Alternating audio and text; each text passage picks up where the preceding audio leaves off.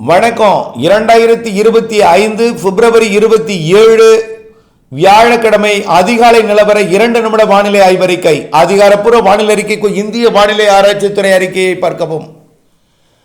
எதிர்பார்க்கப்பட்ட காற்று சுழற்சி நெருங்கி வந்த போதிலும் ராமநாதபுரம் மாவட்டம் ராமேஸ்வரத்துக்கு 7 சென்டிமீட்டர் மழை பொழிவையும், மதுரை, சிவகங்கை மற்றும் விருதுநகர், ராமநாதபுரம் மாவட்டங்களுக்கும், திருநெல்வேலி, தென்காசி மாவட்டத்தில் ஆங்காங்கையும், கன்னியாகுமரி மாவட்டத்தில் ஆங்காங்கையும் மழை பொழிவை கொடுத்த நிலையில நேற்றைக்கும் இன்றைக்கும் சற்று விலகியது போல் வானிலை அமைப்பை ஏற்படுத்தி இருந்தாலும் விலகவில்லை.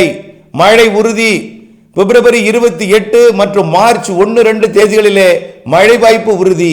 காற்று சுழற்சிக்கு கிடைக்கப்பெற வேண்டிய வெப்ப நீராவி இன்று இரவிலிருந்து நாளையிலிருந்து 3 நாட்களுக்கு கிடைக்கப்பெறும்.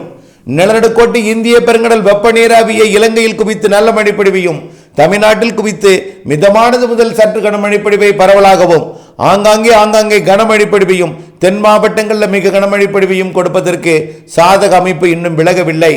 மழை வாய்ப்பு நாம் உறுதிபட அறிவித்த தேதியே 28 பிப்ரவரி மற்றும் மார்ச் 1-2 தேதி, வெள்ளி, சனி, ஞாயிறு என்பதை நினைவில் கொள்ள வேண்டும். அறுவடை செய்து கொண்டிருக்கிற விவசாயிகள் இன்றைக்கும் அறுவடைக்கு வாய்ப்பு வழங்குகிறது. இந்த நேரத்தை பயன்படுத்தி அறுவடை செய்திடுங்கள்.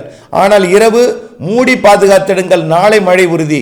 நாளை மதியம், மாலை, இரவிலே உள் மாவட்டங்கள் தாண்டி கர்நாடக, ஆந்திர எல்லையோரம் வரைக்கும் குறைந்தபட்சம் கர்நாடக, ஆந்திர எல்லையோரத்திற்கு தூறல் சாரலையும், கேரளா வரை மழையும், தமிழ்நாட்டின் உள் மாவட்டங்கள், தென் மாவட்டங்களுக்கு நல்ல மழை பொழிவையும், டெல்டா தொடங்கி அனைத்து மாவட்டங்களுக்கும் மழை வாய்ப்பு இருக்கிறது என்பதை நினைவில் கொள்ள வேண்டும்.